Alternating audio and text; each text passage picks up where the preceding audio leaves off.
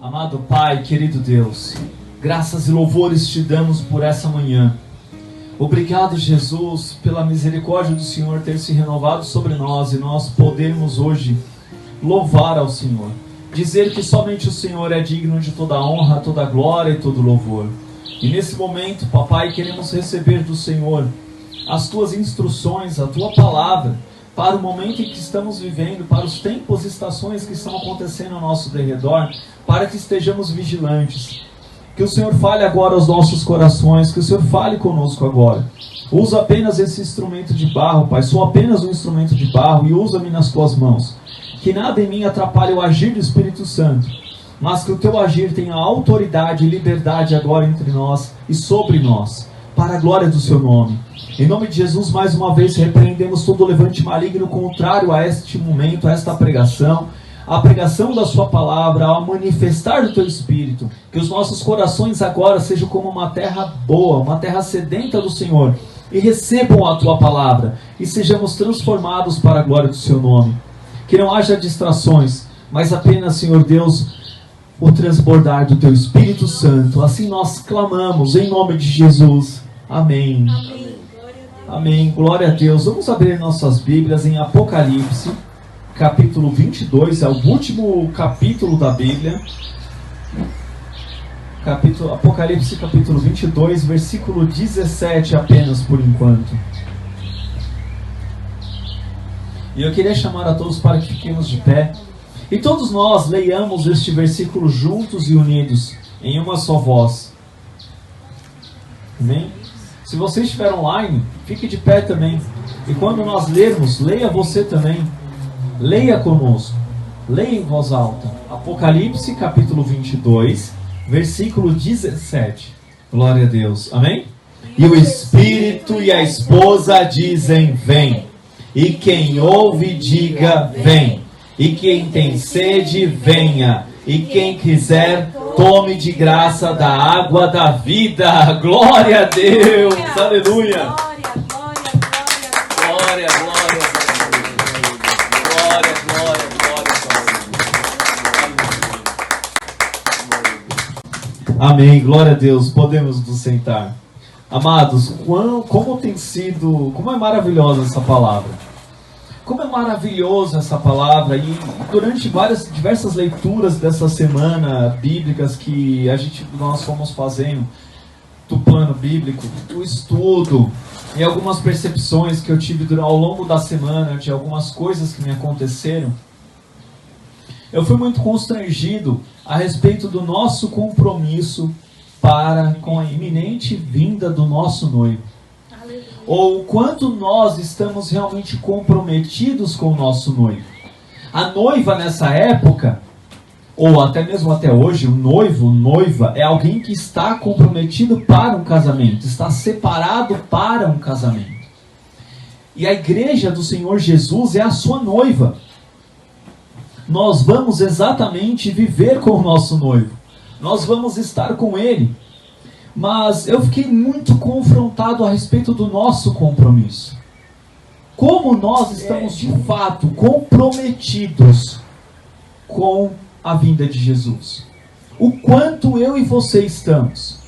Quantas são as nossas preocupações no dia a dia. Nós temos diversos compromissos com pessoas, com contas a pagar, com trabalho, com estudos e até mesmo com a igreja. Mas mesmo os seus compromissos com a igreja não significa que você seja comprometido com Jesus.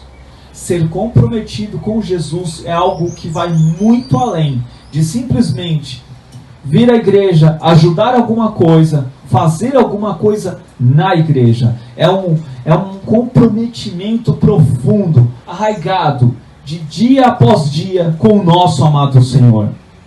Portanto, nós precisamos entender, amados, como anda a vida da noiva de compromisso, de comprometimento com o seu noivo. O que significa compromisso, esse comprometimento? É realmente ter as suas tarefas sempre pautadas exatamente em que o nosso Senhor Jesus volta. Alguém que é comprometido com o seu trabalho, chega no horário, sai no horário. Então, muitas vezes nós temos compromissos. E como se honra um compromisso? Primeiro, cumprindo prazos. Segundo, não faltando com cada tarefa que você tem com relação àquele compromisso. Se você está comprometido com o Senhor, você não falta com a sua leitura bíblica. Se você está comprometido com o Senhor, você não deixa de orar. Se você está comprometido com o trabalho, você não chega atrasado, você não falta. Você não deixa de fazer a sua tarefa com maior zelo. Porque alguém que contrata uma pessoa vai treiná-la primeiro. E por mais que muitas vezes esse treinamento não seja bom, por mais que muitas vezes um patrão possa exigir muito de um trabalhador, é inegável, não tem como ninguém negar, quando alguém está comprometido e está buscando fazer o melhor. Pode não alcançar, mas é sempre reconhecido, olha, você está se esforçando. Você está se esforçando. Isso não significa que não vai ter o quê? Pressão, exigência, não vai ter desafio. Ah, não é porque você está se esforçando que eu não vou exigir mais. Não, é mais, é mais, é mais, é mais. Isso é natural em qualquer trabalho neste mundo. Qualquer coisa que nós desenvolvamos na nossa vida completa. Nenhum de nós chegou onde chegou até hoje sem os desafios que tivemos. E a vida espiritual, a caminhada com o nosso Senhor Jesus, ela é semelhante, eu diria, muito mais profunda. Porque os desafios que nós temos, muitas vezes, exigem de nós coisas que nós não queremos fazer, nós não gostamos de fazer e nós não desejamos fazer. E às vezes, irmãos, um desafio grande na nossa vida, eu diria que principalmente para os nossos dias, onde tudo é muito rápido, tudo é muito dependente do ser humano, o ser humano é o centro, muitas vezes o maior desafio é simplesmente nós ficarmos parados. É orar. Muitos julgam a oração como algo ineficaz, como algo que você faz porque você não tem o que fazer, porque muitas vezes você é covarde, você não sabe, mas a oração ela é o primordial, ela é o principal. Sem oração nós não chegamos a lugar nenhum. Sem oração nós não fazemos aquilo que precisamos fazer. Sem oração nós não temos relacionamento com o nosso noivo. Sem oração nós não conversamos com o Pai. Portanto, o nosso comprometimento com Deus, o nosso objetivo de vida com o Senhor Jesus, ele deve ser constantemente cumprido. Nós precisamos cumprir as nossas tarefas espirituais, mínimas. E nós precisamos entender que não há o que inventar. Não há curso, não há congresso caríssimo que pague uma vida espiritual, um comprometimento com Deus, um amadurecimento espiritual, sem, por exemplo, uma evolução de oração. E o que eu chamo de uma evolução de oração? Todos nós, quando iniciamos a nossa caminhada, não sabemos nem orar. Não sabemos. E vamos morrer sem saber. É exatamente isso. Porque o Espírito Santo é quem intercede por gemidos inexprimíveis. Não há palavra que possa falar com Deus. É pelo Espírito Santo, é através do sangue de Jesus. Porém, quando nós vamos conversando com Deus, nós entendemos que o que Deus quer simplesmente, irmãos, é uma sinceridade de coração. É simplesmente ouvir a nossa voz do jeito que falamos e do jeito que somos. Com o tempo nós vamos sendo aprimorados pelo Espírito. Com o tempo as nossas palavras vão ganhando mais objetivo, mais argumento. Com o tempo nós vamos falando mais, não porque temos mais palavras, mas porque nos abrimos mais. Qualquer pessoa que você conheça, com o tempo você ganha intimidade, você conversa mais, e mais sobre o quê? Sobre a sua vida mais pessoal, e a pessoa também, e vice-versa. Um relacionamento, ele cresce exatamente nessa intimidade que vai se aprofundando mútua. E com Deus é assim. A nossa oração, ela tem de ter uma evolução, porque nós vamos abrindo mais o nosso coração, nós vamos falando mais. Não estou falando de palavras rebuscadas, palavras belas, lindas, não. É de palavras simples, sobre algo profundo do seu ser, que você não conta para ninguém. E você confia em Deus, porque você sabe que para Ele você pode falar tudo, até mesmo porque Ele já sabe. Não há como esconder dele. Por isso o arrependimento de pecados é necessário. Por isso, ao confessar os pecados é necessário, porque ele já sabe tudo que nós fizemos de errado. Assim como ele sabe toda a intenção do nosso coração em obedecê-lo. E por mais que não consigamos, ele sabe também. Portanto, não idolatre o mundo que quer colocar o ser humano no centro. Não idolatre o mundo que quer colocar o ser humano como aquele que age, que faz, que acontece.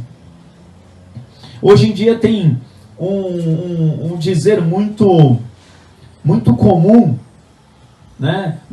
Em qualquer lugar. Você tem que fazer alguma coisa? Mete marcha. Ou seja, é como um carro, é como um caminhão. Você engata a marcha e vai para cima. Ok. Então por que a igreja não coloca essa marcha na oração?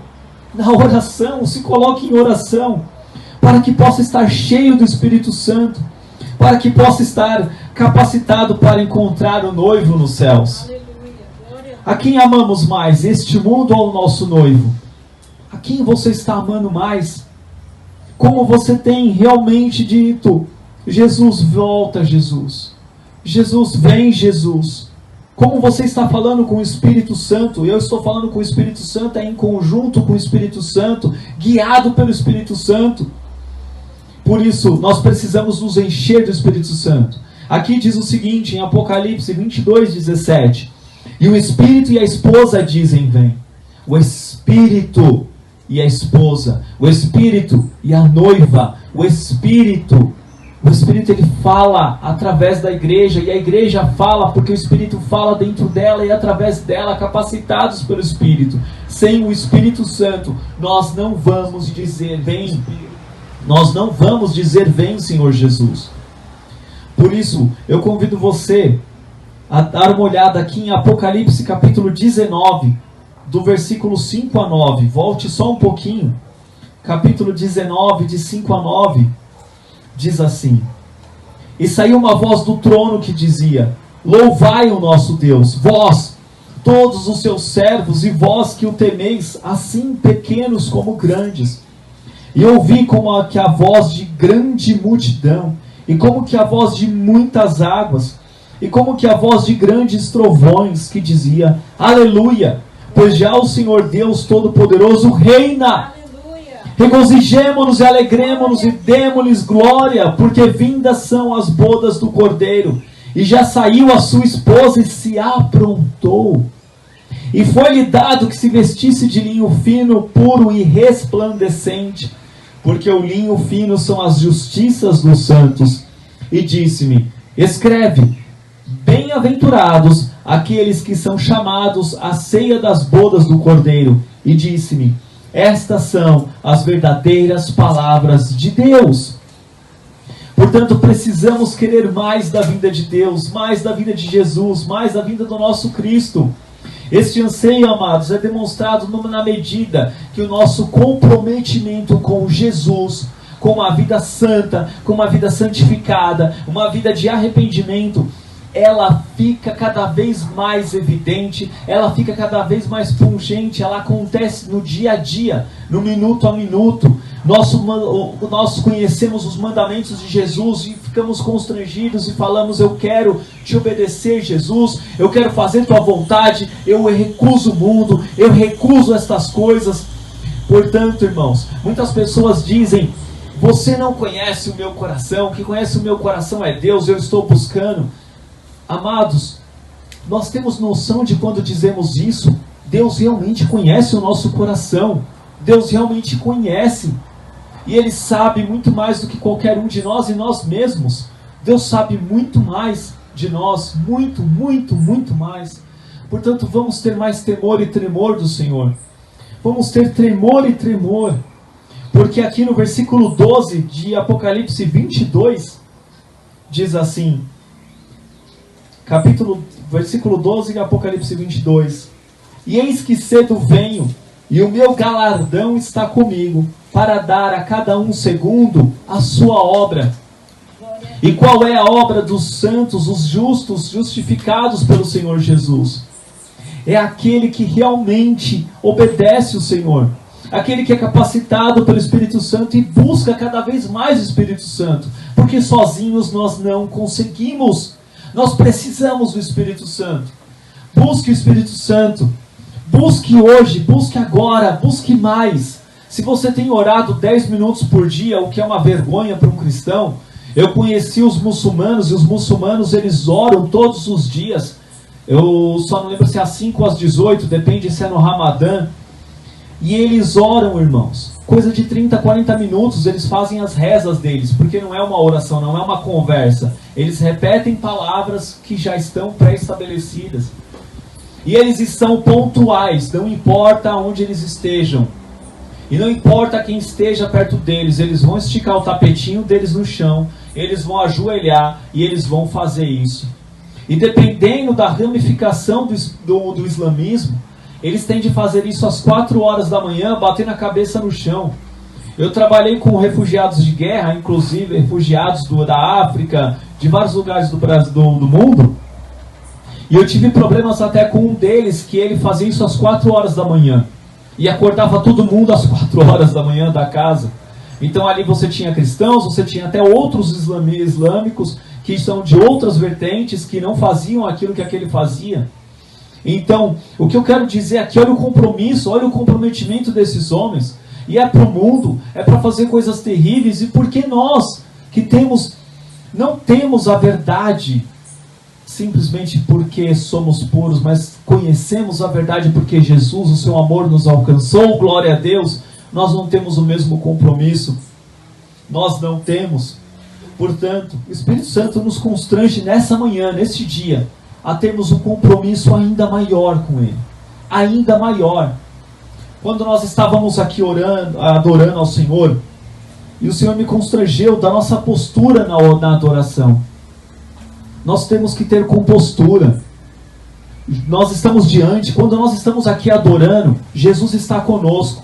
Jesus é o nosso general. Existem passagens que nos testificam isso. Jesus é o general da igreja, Ele é o noivo, Ele é o general, Ele é o leão da tribo de Judá, Ele é o cordeiro. Glória a Deus. E por ser um general, você não fica de qualquer maneira diante de um general de exército. E me fez recordar todas as vezes que, por exemplo, aqui em São Paulo nós temos um tipo de polícia que se chama rota. E antes deles saírem para as rondas deles, para o patrulhamento, eles se reúnem no pátio ali do batalhão, e eles ficam enfileirados, e eles têm toda uma postura para estar diante do comandante, aquele que dará as ordens coordenadas para o dia. Eles têm uma postura, eles não podem ficar fora daquela postura, a não ser a hora que ele falar, depois do brado, podem desarmar a postura, eles desarmam, vão para os carros, e eles vão sair, sabe como? Bradando. E um deles falou assim, uma entrevista que uma vez eu vi, e eles falaram, você tem que realmente gritar aquilo. Gritar com força, porque isso nos dá o quê? Força, ali aquela energia para ir. E assim nós, como dizemos, a Deus toda glória! Tem de ser assim, a mesma coisa e mais alto.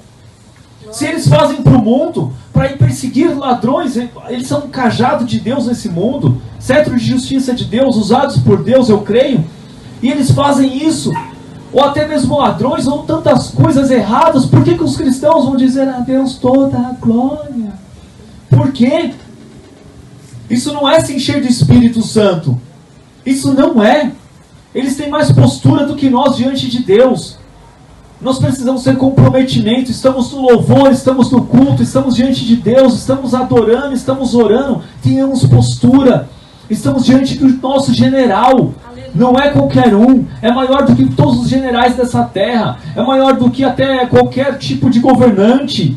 Ele é o rei dos reis. Abra comigo sua Bíblia em Mateus capítulo 25.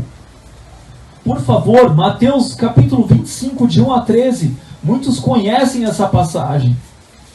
E aqui nós temos realmente um guiar do Espírito Santo, uma palavra que nos exorta, que nos diz o quanto nós precisamos.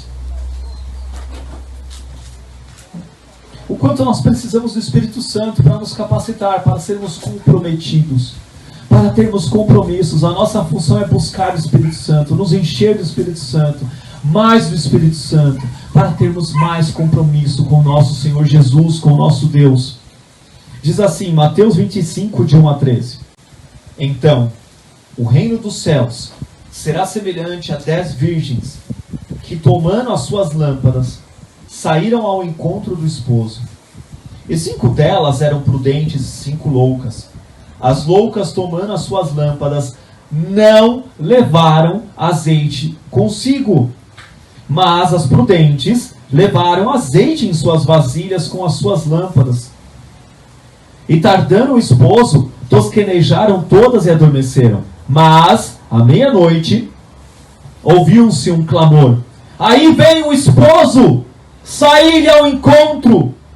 Então, todas aquelas virgens se levantaram e prepararam as suas lâmpadas. E as loucas disseram às prudentes: dai-nos do vosso azeite, porque as nossas lâmpadas se apagam.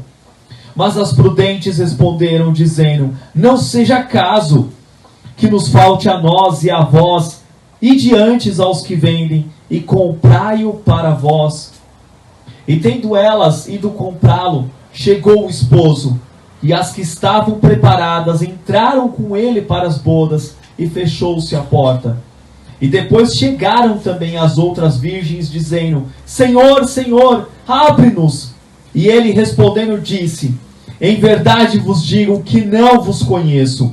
Vigiai, pois, porque não sabeis o dia nem a hora em que o Filho do Homem há de vir. Portanto, nós não sabemos quando ele virá, mas precisamos estar cheios do Espírito Santo. O óleo é uma concordância, não vou aqui entrar em pormenores nessa passagem, mas esse óleo na lâmpada é o Espírito Santo, é estar cheio do Espírito Santo. Existe um consenso muito grande na interpretação dessa passagem, neste sentido, em toda a igreja. É o Espírito Santo. Precisamos estar cheios do Espírito Santo, cada vez mais cheios, e é Ele que nos capacita para clamarmos, para dizermos, o Espírito e a noiva dizem vem, para dizermos venha Senhor Jesus, venha. Nós precisamos, nós queremos ver o Senhor, não mais este mundo, não mais as coisas daqui. Eu não vou me apegar mais às coisas daqui. Não se apegue, não se apegue. Busque o Espírito Santo mais. Quanto mais do Espírito Santo, quanto mais você ver o Senhor Jesus, mais você vai falar, isso não tem valor. Isso tem o seu devido valor, que não é igual, semelhante, parecido, próximo do Espírito Santo, do nosso Senhor Jesus. Busque mais o Senhor. Mas, infelizmente, amados, a nossa inclinação para o mal, ela muitas vezes vai nos cegar para não amarmos o nosso noivo, para que não busquemos mais o Espírito Santo constantemente, dia após dia, para que assim estejamos prontos para a vinda do nosso amado Deus. Portanto, a noiva precisa viver uma vida cheia e santa do Espírito Santo. O único porta-voz neste mundo de que o Senhor Jesus vem somos nós, é a igreja. Mas é triste quando a igreja anseia tudo, menos a volta do seu noivo. Portanto, o mundo não vai dizer que o Senhor Jesus venha. Porque aqui, voltando em Apocalipse 22, versículo 17, nós temos 3 personagens principais aqui: o Espírito, a noiva e as outras pessoas que ouvem vão dizer vem também. E esses outros é o mundo, são os outros, e eles não vão ver a noiva dizendo vem. Eles vão ver a noiva se contaminando com o mundo, querendo as coisas do mundo. Vocês acham que alguém vai querer Jesus dessa maneira? Não! Não vai.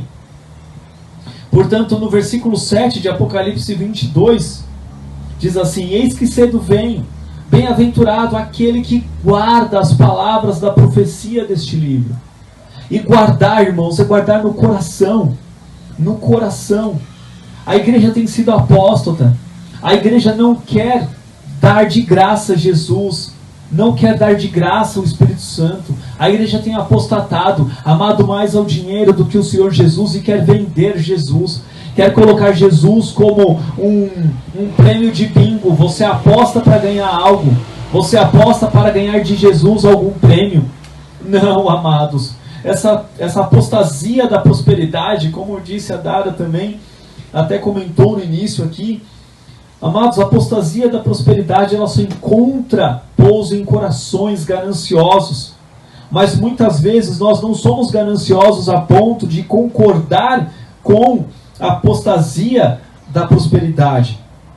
Mas nós somos gananciosos a ponto de colocarmos as coisas físicas, as coisas materiais, acima de buscar o Senhor Jesus.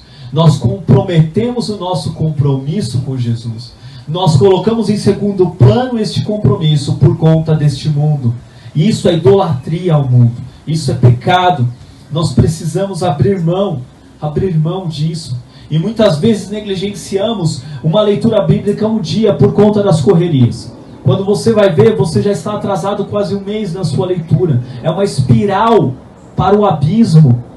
É um relaxamento que você deixa. Quando você vê, você não está mais orando 30 minutos, você está orando 5.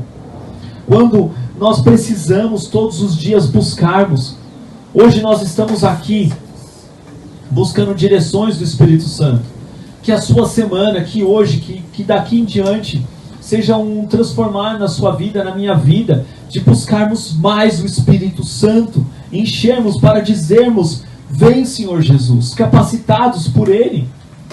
Portanto, aquele que tem sede, venha. A começar pela igreja. A igreja tem tido sede de Jesus ou do mundo? Qual a sua sede? O que você tem tido sede? Do que você tem tido sede? Do que você tem tido fome? E onde você está procurando matar a sua sede?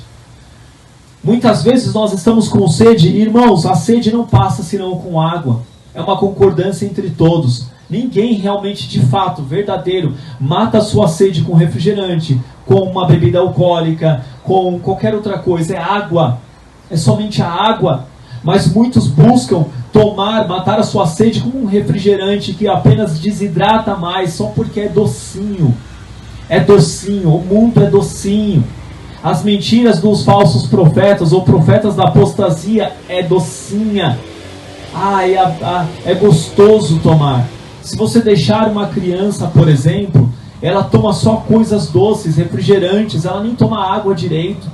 E quando cresce, o ser humano vira o quê? Um alcoólatra, infelizmente, em muitos casos. Muitos de nós somos libertos disso, glória a Deus.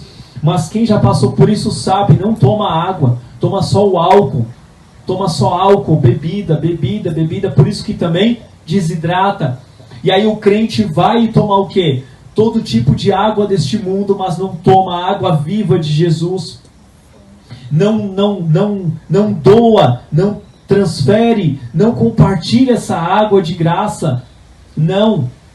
E ainda tem uma água contaminada que quer vendê-la. Estes são os profetas da apostasia. Mas e nós? E eu e você? O que você bebeu hoje? O que você bebeu ontem? E o que você deseja beber amanhã? Jesus ou o mundo?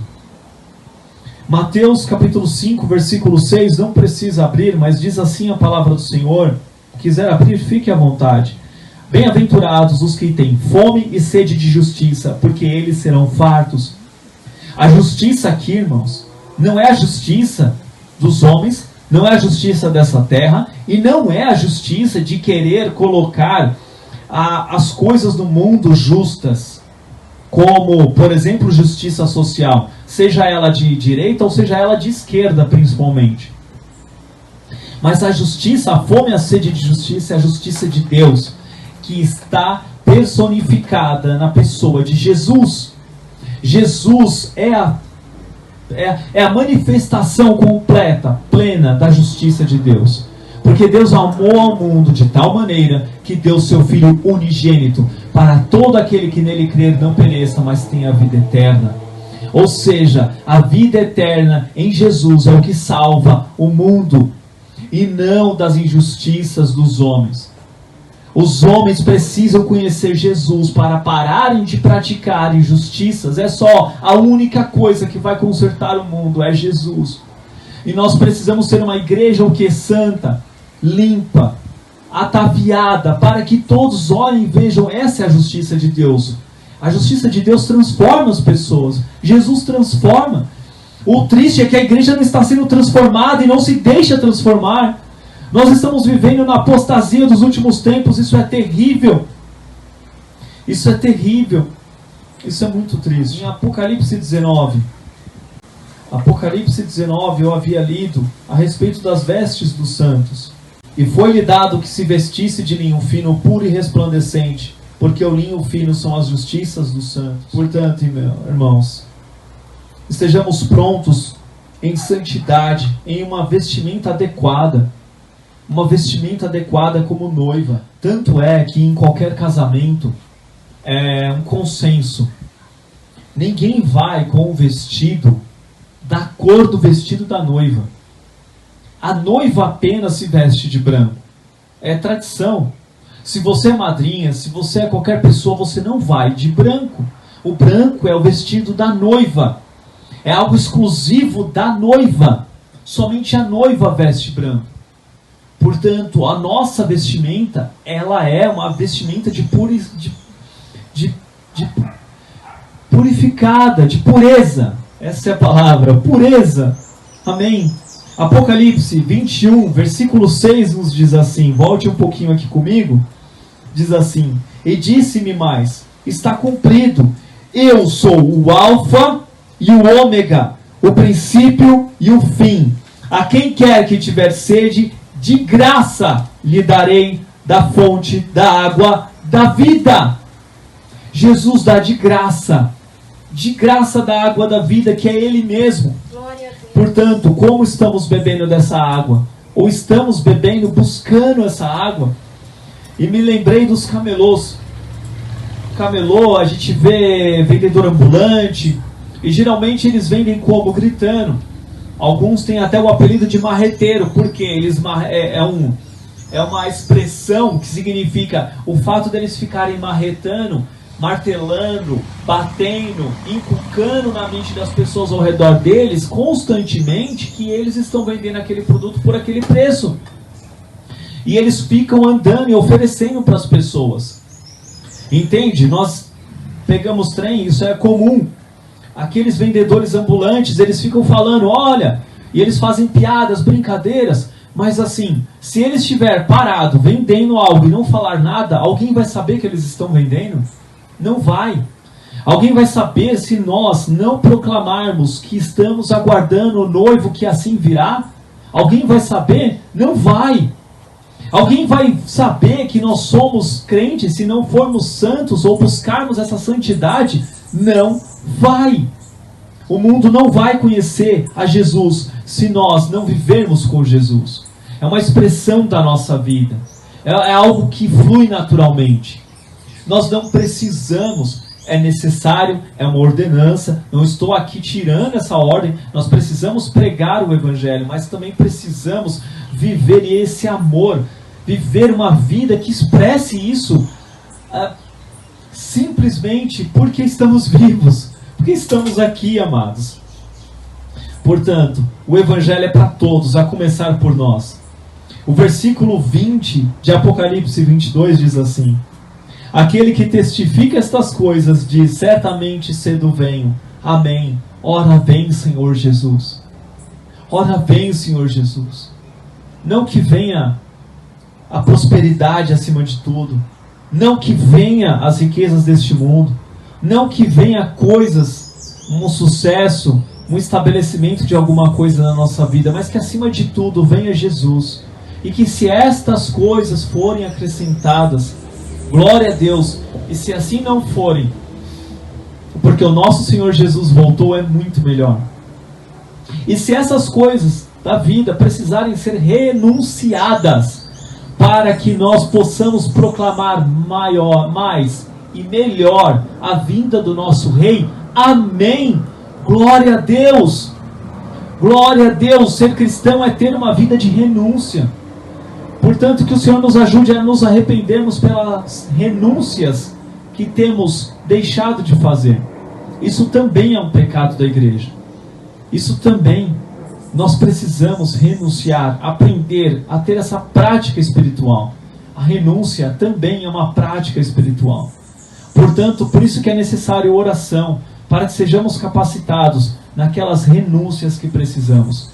Todos, sem exceção, de crianças até os mais idosos, desde quando você nasce até o dia que você morre, você vai ter de renunciar coisas. Não importa a sua idade. Você vai ter de renunciar a este mundo, ter de renunciar pessoas para estar mais próximo de Jesus. Porque existe um conflito entre a santidade, santificação, o poder, a majestade, o domínio, o reino do nosso Senhor Jesus com relação a este mundo. São coisas diferentes e antagônicas. Mas o Senhor está nos capacitando e nos capacita para que possamos viver para Ele. E para que neste dia nós possamos dizer: vem, Senhor Jesus. Vem, Senhor Jesus. Que nós possamos ser realmente entregadores, embaixadores da graça do Senhor Jesus, dessa água viva que é o Senhor Jesus, de graça, amados. É maravilhoso receber de graça e de graça dar. Amém? Vamos ficar de pé para a glória do Senhor. Vamos orar. Vamos orar pedindo perdão ao Senhor pela nossa falta de comprometimento com Ele. E vamos orar clamando ao Senhor que o Espírito Santo nos capacite para que venhamos a ser mais comprometidos com Ele. Oremos. Papai, nós pedimos perdão ao Senhor. Nós pedimos perdão ao Senhor, Papai, porque nós muitas vezes fazemos as coisas do nosso jeito. Porque nós muitas vezes tomamos pela nossa força e pela nossa mão algo que precisamos deixar do Senhor, para o Senhor e com o Senhor. Nós pedimos perdão, Pai, pela nossa falta de testemunho de confiança no Senhor. Nós pedimos perdão, Pai, porque tudo isso é falta de comprometimento com o Senhor. Nós pedimos perdão pela nossa falta de oração, falta de leitura bíblica. Nós pedimos perdão, Pai, porque somos muito mais compromissados com o mundo, com o trabalho, com coisas que devemos ser. E negligenciamos o nosso compromisso com o Senhor. Perdão, Senhor. Ajuda a tua igreja, Pai, a não romper com os compromissos que temos nessa vida, mas que nenhum deles, ó Pai, venha tomar o lugar do nosso compromisso com o Senhor. Que em nome de Jesus nós venhamos a viver, Pai, um compromisso com o Senhor maior, mais abundante, mais profundo, para a glória do seu nome. Nós clamamos ao Senhor que em nome de Jesus o Senhor nos ajude. Ajuda-nos, Papai. Ajuda-nos, Senhor. Capacita-nos, Espírito Santo. Capacita-nos, derrama do teu Espírito Santo sobre nós, para que nós busquemos mais do Senhor, para a glória do seu nome, Papai. Em nome de Jesus. Amém. Glória a Deus.